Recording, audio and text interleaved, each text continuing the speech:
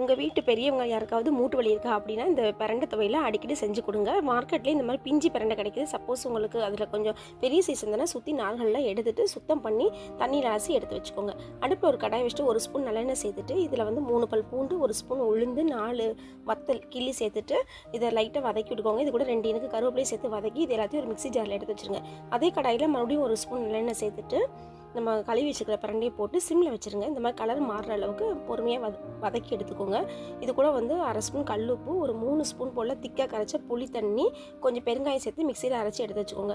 கடாயில் மறுபடியும் 1 ஸ்பூன் எண்ணெய் விட்டு கடுகு போட்டு தாளிச்சிட்டு நம்ம அந்த அரைச்ச விழுதை சேர்த்துட்டு கொஞ்சமாக மிக்ஸி ஜாரை அலசி தண்ணி ஊற்றிட்டு மறுபடியும் சிம்மில் வச்சு நல்லா கொஞ்சம் வதக்கி சுருளை வரட்டி எடுத்துருங்க.